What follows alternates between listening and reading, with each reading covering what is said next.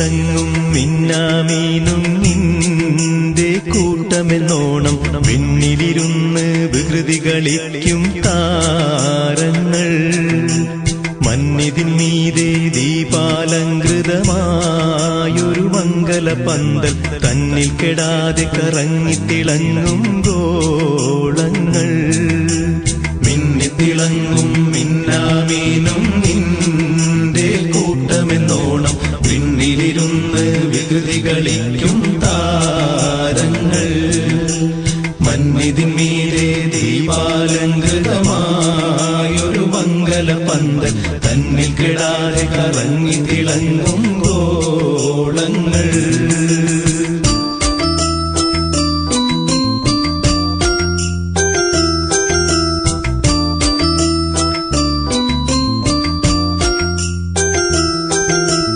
കണ്ണുകളൊന്നു വിഹായസിൻ വിരിമാറത്തേക്കു തിരിക്കേണം.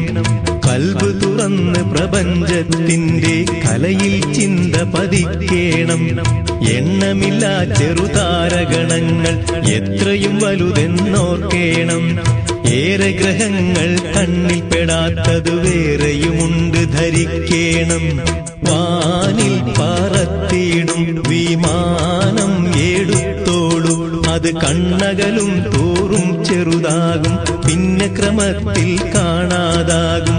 എന്ന ക്രമത്തിൽ തന്നെ എണ്ണാം വാനിൽ കാണുന്ന താരകളവയുടെ ദൂരപ്പെരുപ്പം. കാരണം കണ്ണിനു വളരെ ചെറുപ്പം. പടുപടുകൂറ്റൻ ഗോളങ്ങൾ ആശൂന്യാകാശക്കടലിൽ ഇടതടവില്ലാതങ്ങും ഇങ്ങും നീന്തുന്നു.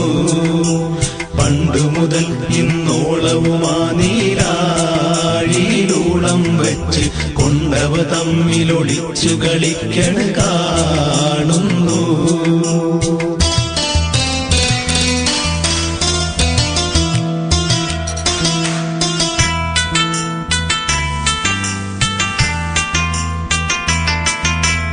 എന്നല്ല ഇനി നാട് ഖിയാമത്തോളവും മക്കളി നിൽക്കൂല.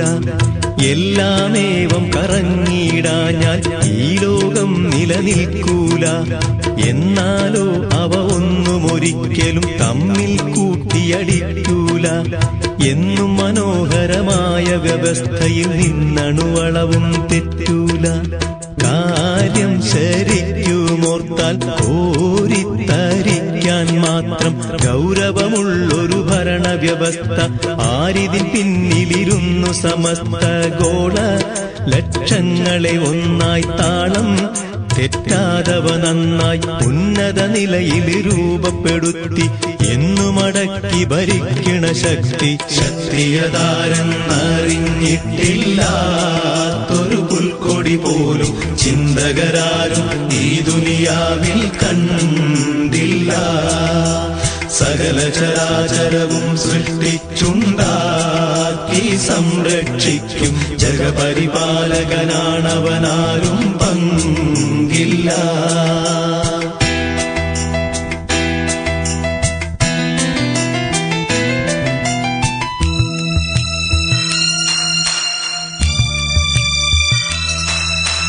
പക്ഷേ മനുഷ്യ സമൂഹം മാത്രം ലക്ഷണക്കേടു കളിക്കുന്നു.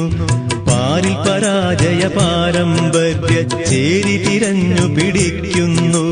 പടച്ചോൻ നൽകിയ സ്വാതന്ത്ര്യം തനി ശിക്ഷാകാരണമാക്കുന്നു. പരമാബദ്ധ പാതയിലൂടെ വെറുതെ കാലം കഴിക്കുന്നു. ഏകനാഥൻ അരുളുന്ന ലോകം സാക്ഷ്യം വഹിക്കുന്ന കേവലമുത്തമ സൽഗുണമൊത്ത പാവനമോഹനമായ പ്രശസ്ത മാർഗം തേടിപ്പിടിക്കാതെ ദീർഘ പരിപാടികളോടെ രാപ്പകൽ മനുജനഹങ്കരിക്കുന്നു. വീർപ്പടങ്ങും വരവീം വിളക്കുന്നു. ജീവിതം നൽകിയ നാഥനൊരുത്തൻ തന്നെ ഈ ദുനിയാവിൽ ജീവിക്കാനൊരു പദ്ധതിയും നിർദ്ദേശിച്ചു. ജീവിതകാലം വായുവും വെള്ളവുമെല്ലാം പോലെ തന്നെ ആവണം തൻ തിരുപദ്ധതി എന്നും ശാസിച്ചു.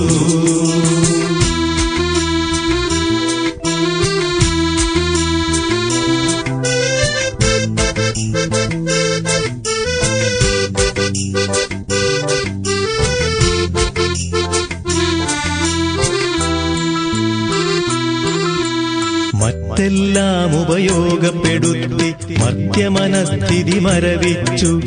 മണ്ണിലും വിണ്ണിലും വെട്ടിമിഴുക്കണ കണ്ണിനു തിമിരം ബാധിച്ചു.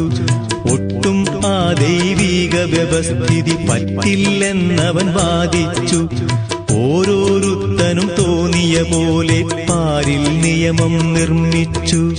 ജീവൽ പ്രശ്നങ്ങളിലെല്ലാം ദൈവത്തെക്കാൾ കഴിവുള്ളോർ തങ്ങളെന്നുള്ള കൊടും ധിക്കാരം, എങ്ങും യുക്തി വിരുദ്ധ വിചാരം കണ്ടോ, അത് കൊള്ളുകയില്ല, വേണ്ട, ഇത് നല്ലതിനല്ല, ശാശ്വത ശാപം ഇതിൽ കുടുങ്ങണ്ട, ഈശ്വരധിക്കാരം അത് വേണ്ട. ലക്ഷണമൊത്ത പ്രവാചക വര്യന്മാർ പല ഘട്ടങ്ങളിൽ